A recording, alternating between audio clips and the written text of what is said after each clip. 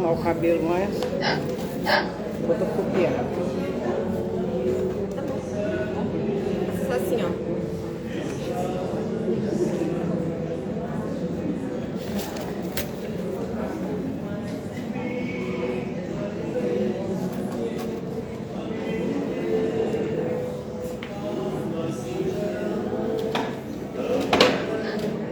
Obrigada pelo telefone, viu, querida?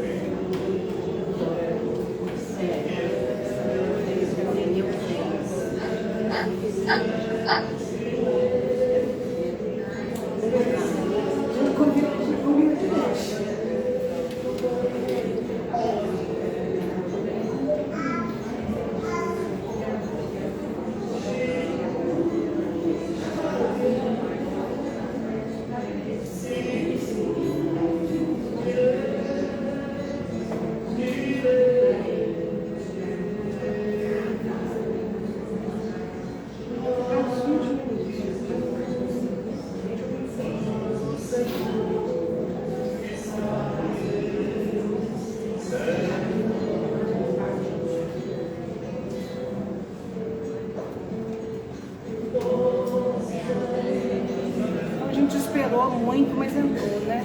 Tem casa mesmo esperando muito, entrou. Eu não. Não. Eu até olhei lá embaixo. Sim. Eu vou levar para formatar.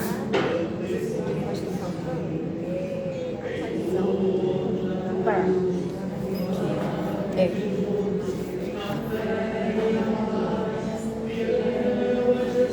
Tudo bem, Jéssica?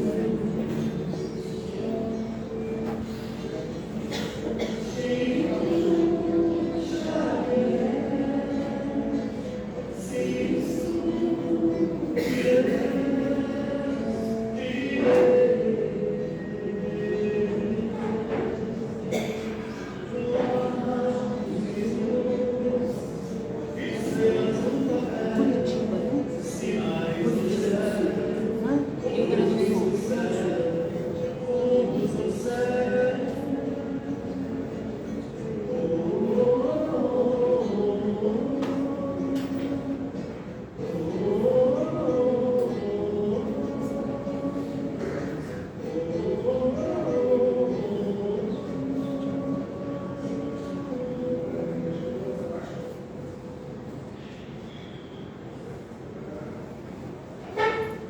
Boa noite, meus queridos amigos.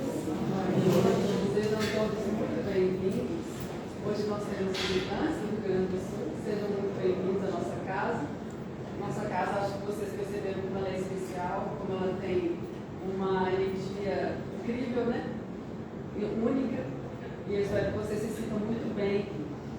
Então vamos elevar os nossos sentimentos, as nossas vibrações, para que os nossos mentores estejam aqui presentes, nos ajudando a levar o Evangelho dentro do nosso coração, onde quer que a gente esteja, em todos os lugares que a gente estiver, que o Evangelho continue dentro de nós, que a gente consiga fazer com que ele saia de dentro de nós, né?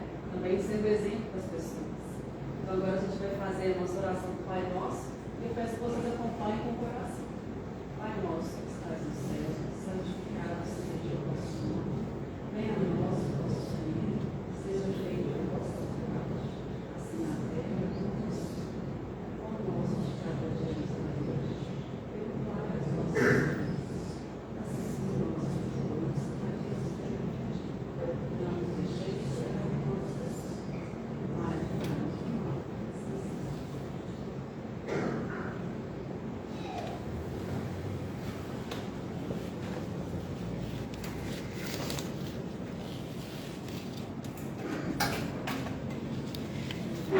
Queridos irmãos, que a paz de nosso Senhor Jesus Cristo esteja em nossos corações.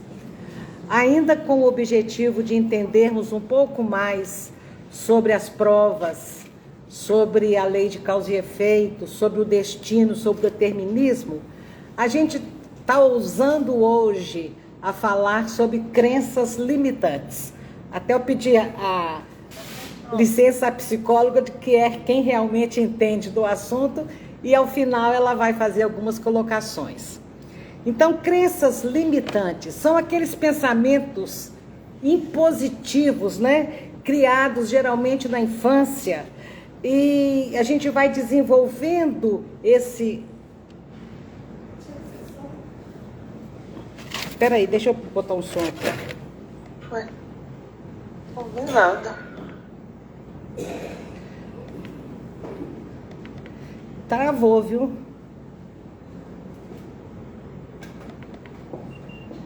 Tá vendo? Uhum.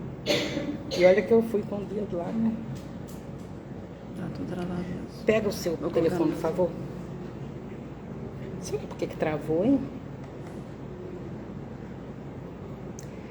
Pessoal do Instagram, o pessoal presente, aguarde um minutinho, por favor, que a gente vai ter que mudar aqui a...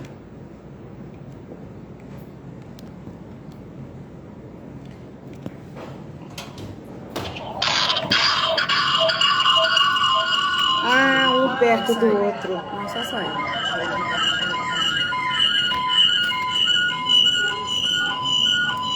Já sei, não vou gravar no Instagram hoje. Não, é o de baixo. Eu estava voltando, vai pro seu mesmo. Vai pro meu mesmo.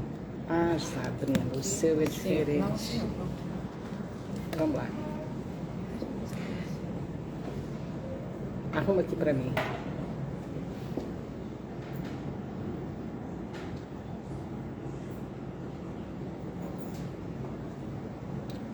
Meus amigos, desculpem.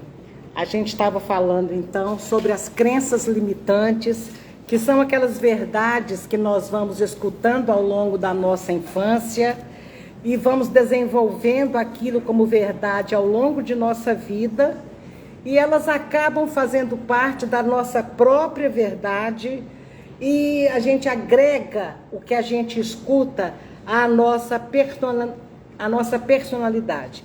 E as crenças limitantes, elas podem ser, assim, visões muito equivocadas que nós fizemos da nossa realidade.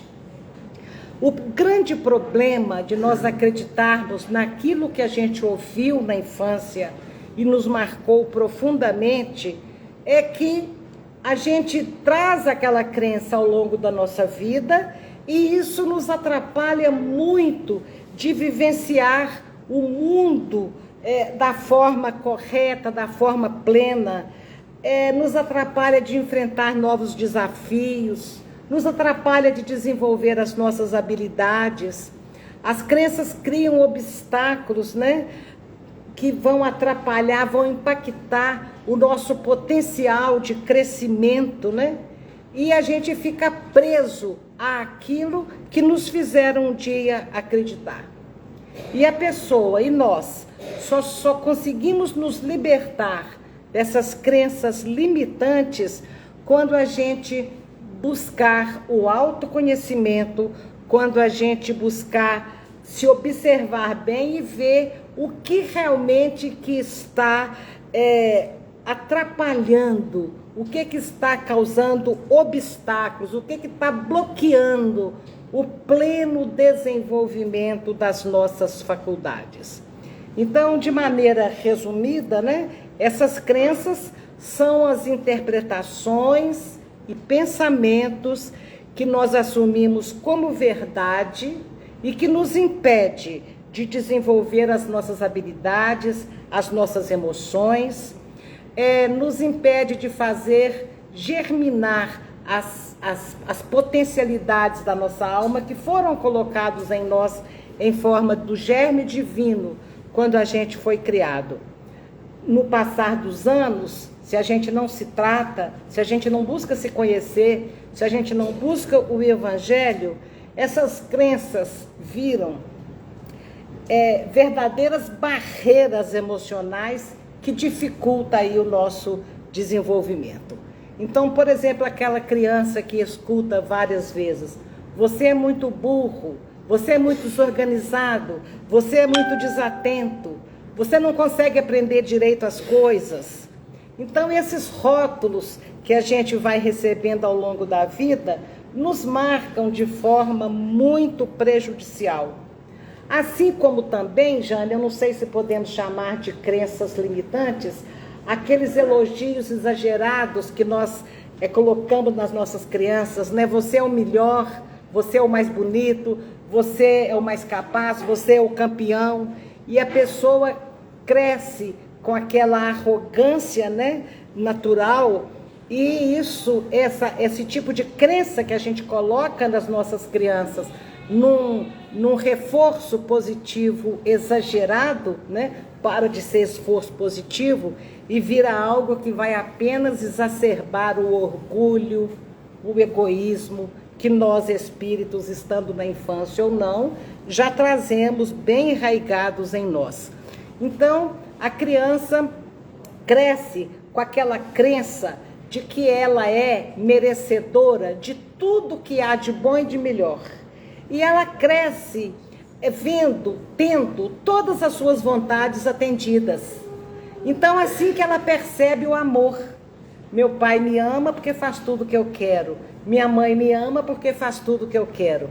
Então, quando a vida mostra os professores não fazendo tudo o que a criança quer, os amigos não fazendo tudo o que a pessoa espera, ela fala, ninguém me ama. Então, a autoestima, diante da realidade, vai lá embaixo, né? E isso leva muitos a não conseguirem lidar com a frustração, a lidar com a decepção de não ser amado, conforme ele entendia que era o amor, e pode levar muitos ao suicídio por uma simples rejeição, por uma nota ruim, por um término do namorinho bobo, muitos se matam. O índice de suicídio está muito elevado porque ele tinha uma crença limitante. Quem me ama faz o que eu quero. E isso é terrível. Então, o amor equivocado que a gente dá também pode trazer essa perturbação, esse limite, né? Então, as crenças, como a gente está vendo aqui, vêm da infância, mas tem ainda uma outra que também não sei se pode chamar de crença limitante, que são aquelas verdades que a gente vai aprendendo ao longo da vida e fruto de interpretações erradas, fruto da compreensão incompleta da vida, do mecanismo da vida, da compreensão incompleta da nossa própria realidade, das leis que regem as nossas existências. Inclusive, por exemplo, como comentávamos na semana anterior, a astrologia e a astronomia como ciências, a pessoa absorve aquela realidade que os astros mostram para a conjunção astral que ela nasceu, ou que a astrologia, a numerologia definem pelo nome dela, pelos números que caracterizam esses nomes, e a pessoa fala, eu sou assim, eu nasci numa má estrela, eu estou entrando agora no meu inferno astral, e ela cria aquela crença limitante e forma aquela realidade prejudicial. Por isso, o senhor Allan Kardec e Emmanuel, em suas obras, quando tratam do assunto da numerologia, eles chamam atenção para esse aspecto determinista que os numerólogos, que os astrólogos trazem para a nossa vida, né? Você nasceu desse jeito. Uma astróloga disse para uma mãe, nossa, por que você escolheu esse nome para sua filha? Você acabou com o destino dela. E eu não sei quem que estava mais equivocada, se era a astróloga ou se era a mãe, que depois conta para a filha que falou isso. E a filha fala, então tudo de ruim que me acontece foi por causa do nome que você me deu? E é claro que não é assim. Os nomes, segundo a ciência da numerologia, encerra sim algumas verdades, mas não são determinantes. Cada nome e cada número tem a sua vibração positiva e negativa, e você continua com livre-arbítrio para pegar as características boas e abandonar as características ruins. Então, essa síndrome, né, das crenças limitantes, cai naquela outra síndrome da Gabriela. Você sabe qual é a síndrome da Gabriela? Eu nasci assim, eu cresci assim, eu sou sempre assim. E não, a doutrina espírita vem nos mostrar que temos sim uma parte de determinismo em nossas vidas, mas que o nosso destino pode ser construído a cada momento dentro do assim que a gente nasceu. A questão 132 de O Livro dos Espíritos nos falam para que a gente veio para a Terra? Para continuar desenvolvendo as nossas potencialidades. Então a gente nasce de determinada forma e a vida é cheia de oportunidades de crescimento, de modo que cada um tem todas as condições de ir rompendo os próprios limites. Então eu chamo a atenção das pessoas que falam assim, não, eu sou espírita, mas eu gosto de estudar a Cabala, eu gosto de estudar tudo que fala sobre numerologia, sobre astros. E eu fico pensando, a Cabala judaica, enquanto ciência respeitável dentro do esoterismo, não deixa de ter as suas verdades. Mas tem muita incongruência também. Porque, como eu dizia, elas encerram, a Cabala encerra essa ideia do determinismo em cima dos astros que regem a sua vida, e não é verdade, e em cima dos números, né? E eu fico imaginando que ela não considera, a Cabala não considera em momento nenhum que Deus nos deu livre-arbítrio. E o propósito de renascer aqui é exatamente crescer espiritualmente, progredir. O progresso é uma lei, ninguém está pronto, ninguém está pronto. Todos nós podemos nos modificar, nada nos prende a um determinismo dos nossos nomes, dos nossos números, nada. E isso é a verdade que Jesus disse, que se nós conhecêssemos a verdade, ela nos libertaria. Então é quando a gente é capaz de saber que somos seres em evolução e o nosso crescimento pode ser infinito, né? A doutrina espírita, em sua melhor interpretação do cristianismo puro, dos ensinamentos de Jesus, veio trazer esta e outras verdades que nos libertam das nossas crenças limitantes.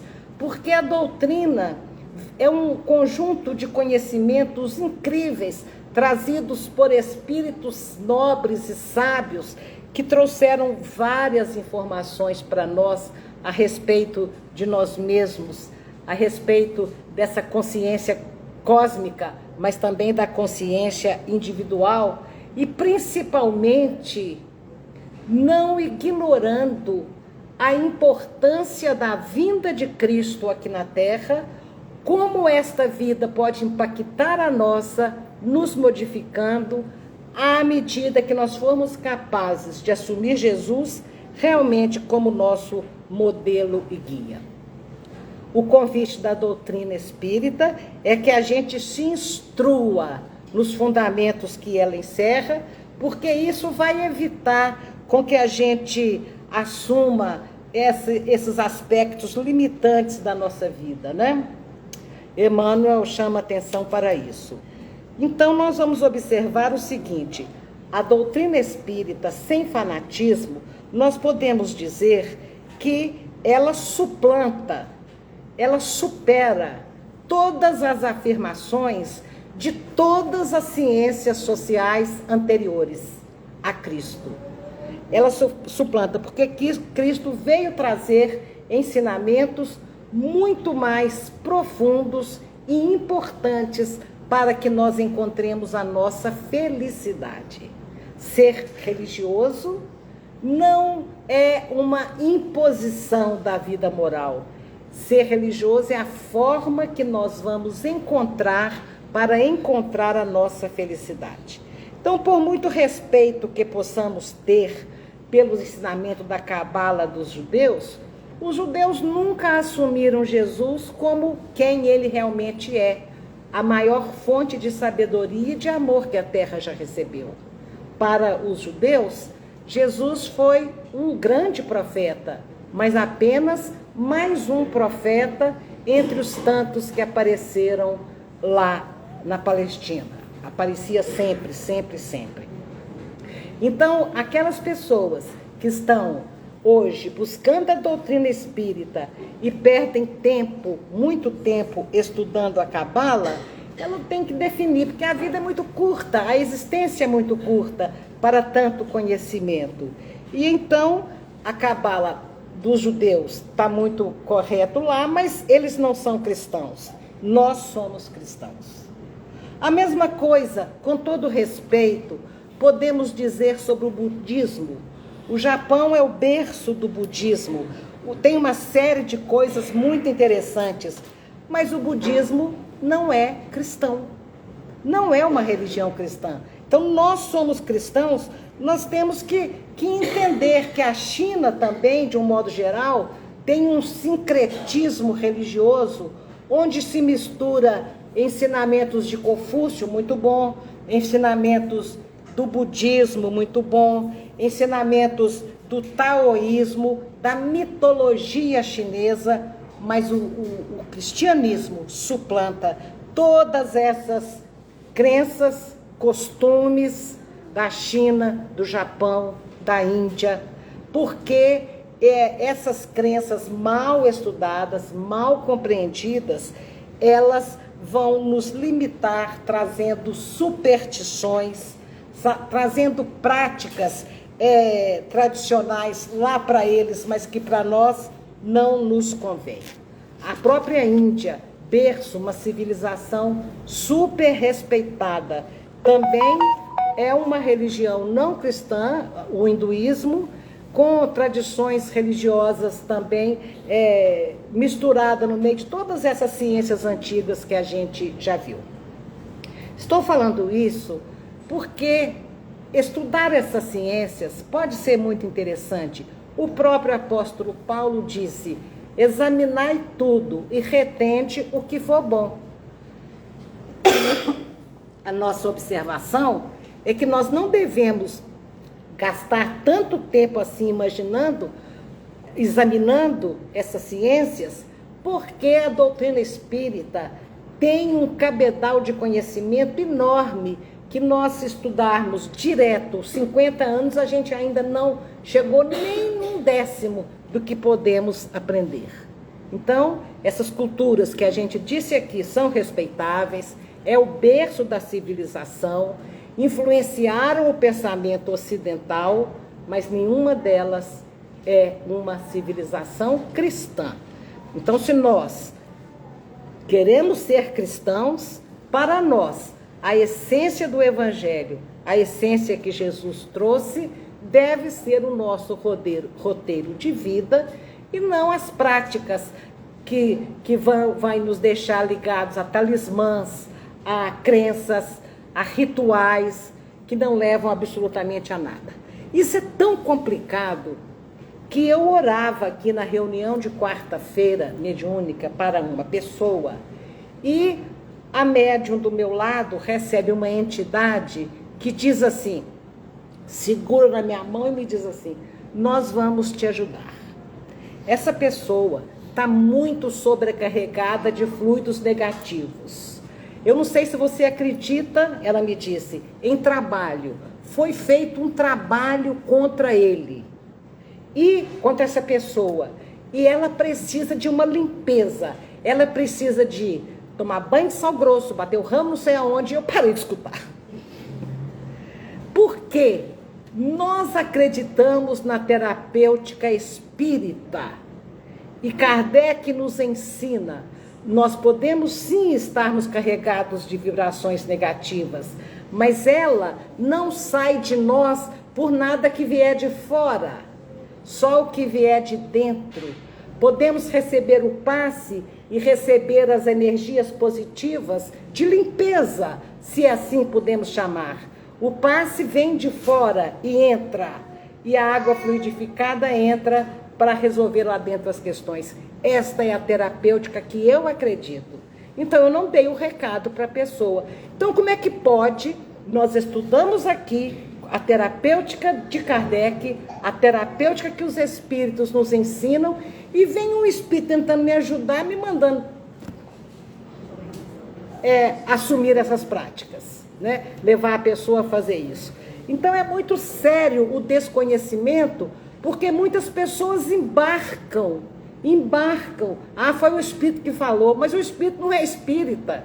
O espírito não conhece nada da doutrina, não é? Então é muito importante a gente saber o que somos, que religião tentamos seguir. E essas crenças todas que nós estamos falando, de feitiço pega, não pega, o talismã é bom ou não, o fim de ano está chegando aí, vai ter gente comendo quilos e quilos de lentilha, de folha de romã, botando folha de trevo na carteira, e a gente fala disso num outro momento, dessas simbologias. Porque não é de uma hora para outra que nós vamos conseguir abandonar essas crenças tão milenares. Nós vamos precisar de tempo para nos adaptar à realidade que realmente o Consolador prometido por Jesus nos trouxe. Enquanto nós não assumirmos a nossa feição de espíritas, que devemos amar uns aos outros e nos instruirmos, nós vamos ficar aí com essas crenças limitantes que não nos levam a lugar nenhum. No Evangelho segundo o Espiritismo, capítulo 6, tem um capítulo maravilhoso que se chama O Cristo Consolador. Leiam este capítulo, leiam como um mergulho dentro daquilo que diz. E num determinado momento, o Espírito Verdade diz assim: homens fracos, que vos limitais às trevas da vossa inteligência, não afasteis a tocha que a clemência divina vos coloca nas mãos para iluminar a vossa rota e vos reconduzir, crianças perdidas que são, ao regaço do Pai. O que ele está nos conclamando aqui? Qual que é esse convite? Desenvolva a sua inteligência para você poder perceber a maravilha que é a clemência divina em nossas vidas. E nós vamos entender como clemência as condições que nós vamos aprendendo, vamos adquirindo para nos libertarmos de nós mesmos, das nossas crenças equivocadas. Para nós, de uma vez por todas, saber quem somos nós. Filhos de Deus, criados para a perfeição e para a felicidade, com todas as condições de desenvolver a perfeição própria da espécie humana, que é quando a pessoa consegue atingir a plenitude de ser um ser humano, né? Então, o cristianismo, no qual o espiritismo fortemente se alicerça e explica, nos pede que nós estudemos a verdade que ele trouxe para ficarmos livres da nossa ignorância, no sentido exato da palavra, de tudo que nós ignoramos.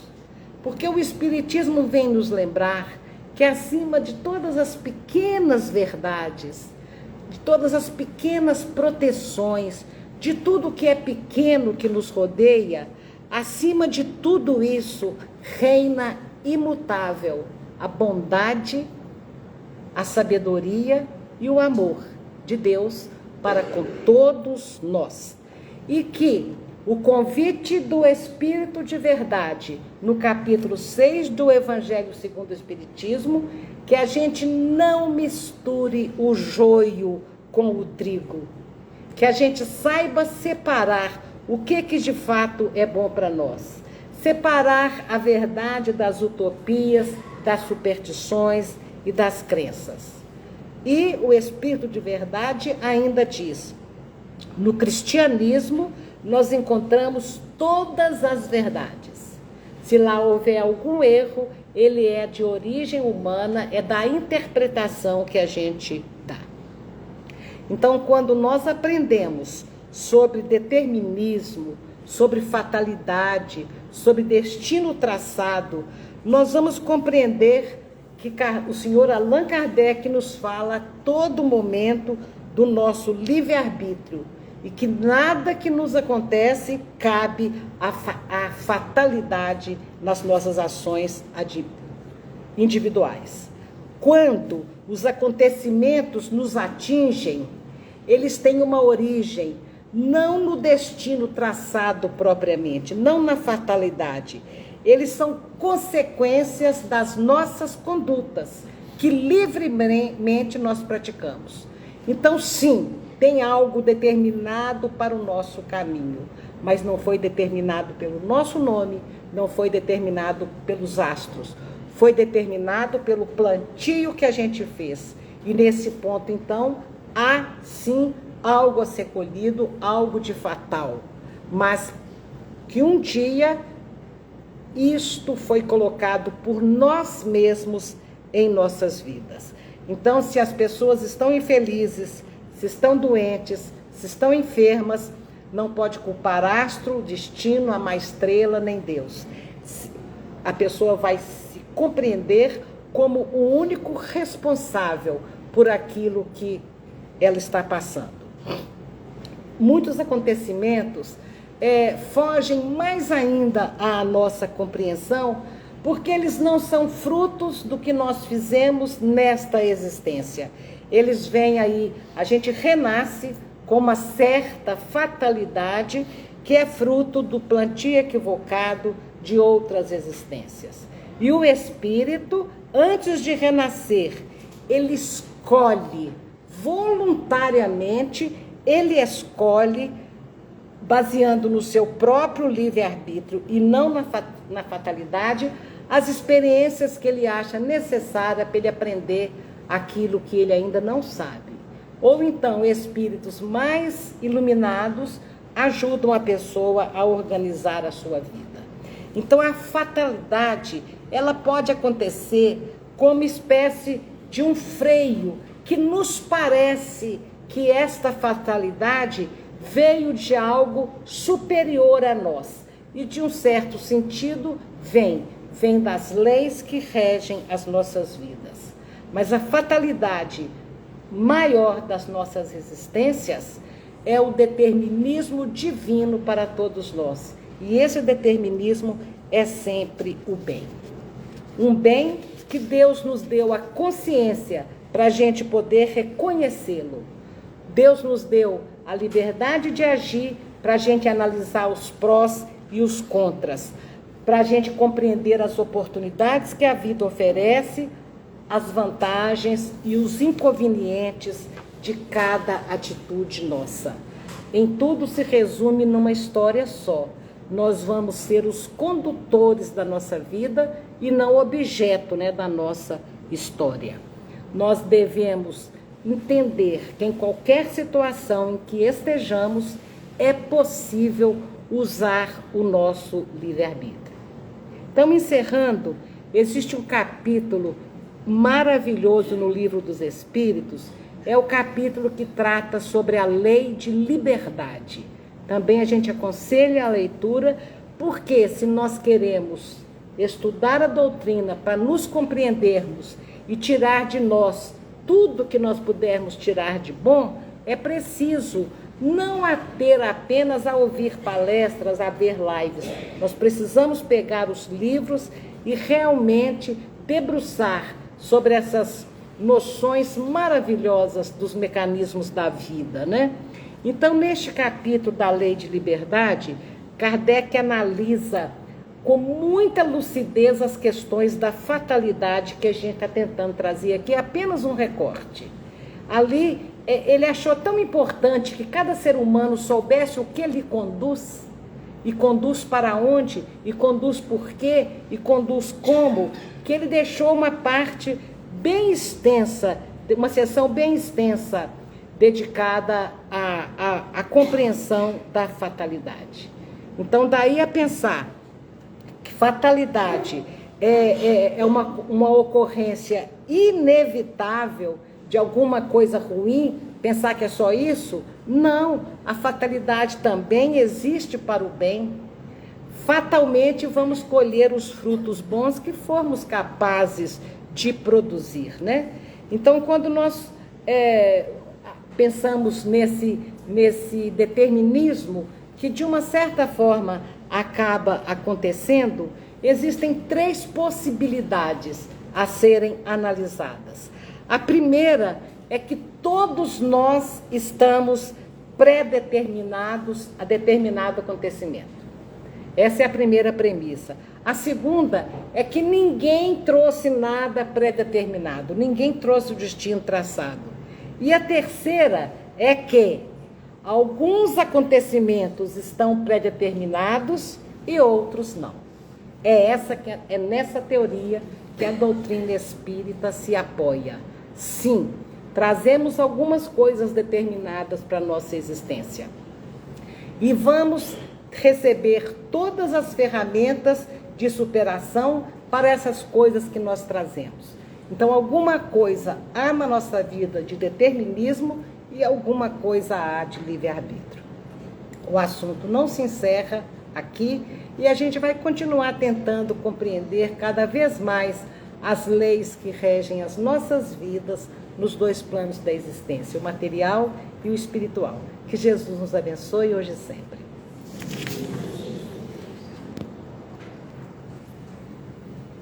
Agora a gente vai chamar a Jane para falar para a gente um pouquinho. Depois que a Jane terminar, a Dona Marta vai fazer a oração e nesse momento a gente vai fazer o passo coletivo. Boa noite a todos.